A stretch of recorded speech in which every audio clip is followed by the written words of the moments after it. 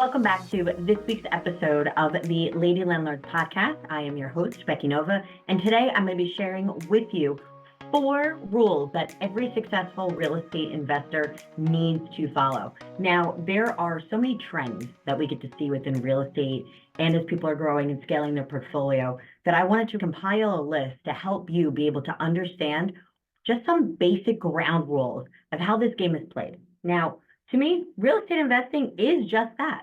Real estate investing is a game that we get to play. It's kind of really like real life Monopoly, but we really have to still understand what the ground rules are and have some structure here. And these are the things that I'm noticing that really is the make it or break it for a real estate investor. So we're going to talk about the pitfalls if you don't follow these and the success that you will have if you do follow these. All right.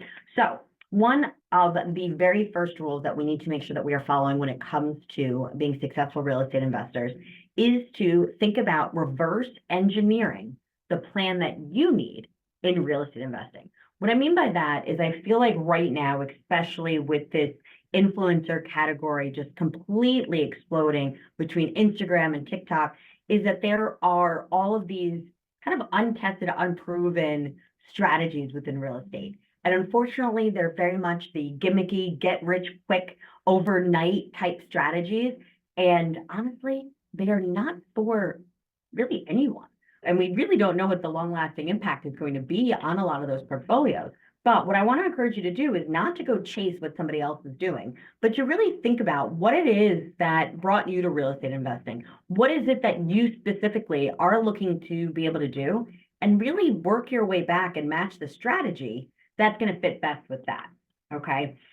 For example, you might be out here saying, hey, I really want to leave my day-to-day job. That is something that I just want to get out of so much right now.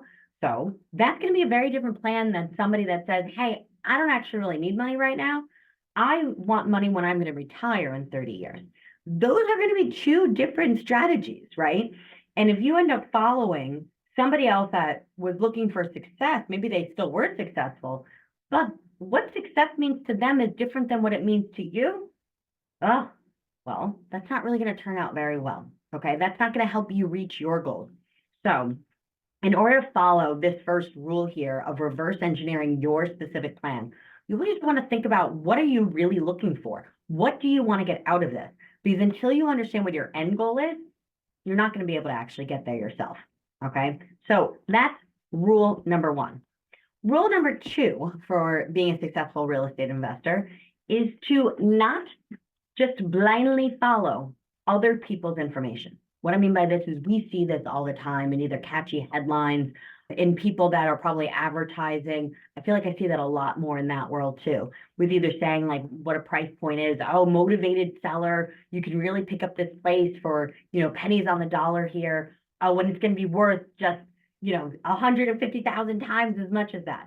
Those are usually things that are probably too good to be true. We see this a lot also in different scammers within the lending world, within the selling of property world. These are things that you have to really get very good at understanding your numbers. As real estate investors, we now are the CEOs of our business. We now are the one in charge of the direction of this business. And that is great for us to be able to use the other experts there to have them do the best of their jobs.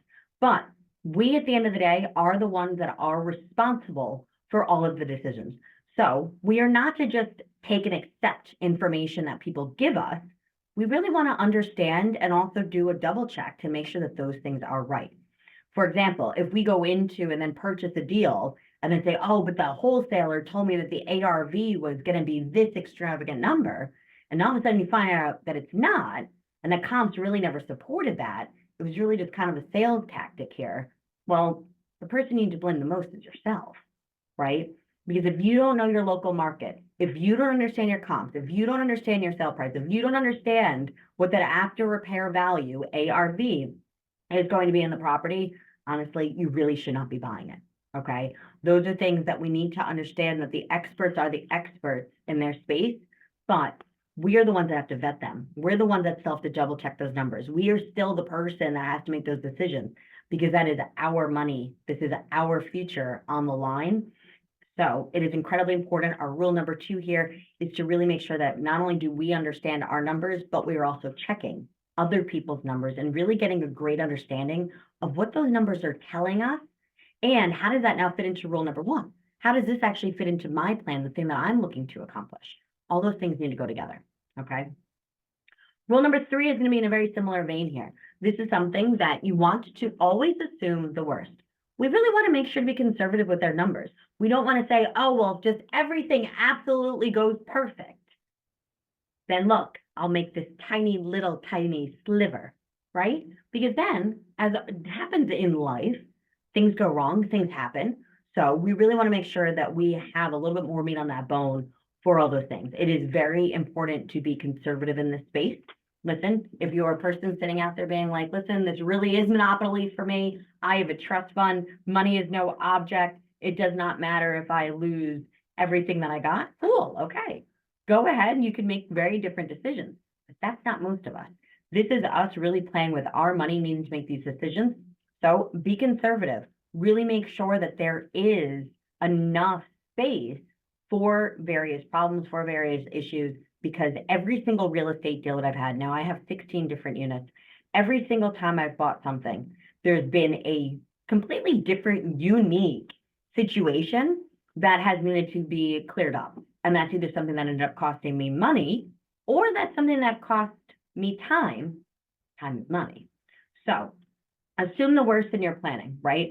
Would we absolutely love for something to work out better? Great. But then all of a sudden that actually means that if something actually did go better than expected, that that's actually more money in your pocket. It's going to sound and feel a lot better than saying, hey, actually, I didn't properly plan for things that could go wrong. And now I'm either out money, didn't make any money, or God forbid, actually lost money. Okay. Now, rule number 4 might be a little controversial, but this is the way that I like to invest. And this is one of the trends that I've really seen with a lot of other investors that have become successful in this industry. And that is to make sure that your properties are cash flowing on day one. Okay. That's something that I think is incredibly important to understand where exactly your money is coming in, to make sure that there is still that ability to make money, to be able to grow your portfolio, to really make sure that you're not coming out of pocket in the same way as if you're saying, great, let me just buy this and let's just wait on it for years. There is absolutely an opportunity for investing in that. And once again, that goes to that category of somebody that's saying, hey, this can actually be my real life of monopoly. I don't necessarily need that money coming in, but it's really important to make sure that you have that cash flow coming in. And if you don't, cool, but understand why and understand what ramifications that's going to have. But there are deals out there everywhere. Yes, even in this market, even in this economy, I'm still buying. There are so many other successful investors that are still buying. You can still find deals there. So if it doesn't match and get you any closer to that goal that you set out in that plan that we talked about here in rule number 1 that you reverse engineered, if it doesn't fit that, if it doesn't get you any closer to that, and if it's not bringing you money on day one, it's probably not the deal for you. But let me know what you think. Let me know if that's a rule that you follow, or if you have a different strategy. I always like to hear what other people are doing with their investments. So leave me a comment. Let me know which one of these rules that you plan on following and how that fits into your overall investment strategy. Thank you so much for joining me here today for the Lady Landlords podcast. Do make sure to hit that subscribe button. We release new episodes every single Tuesday, so you do not want to miss out. See you all back in the Lady Landlords Facebook group. Thank you for listening to the Lady Landlords podcast. If you're feeling stuck in your real estate investing journey, visit lady-landlords.com to book a 15-minute orientation call with me and see if you're ready to join our mentorship program. Or you can subscribe to our newsletter and join our Facebook group for exclusive real estate investing tips and offers. Invest with confidence. Become a Lady Landlord today.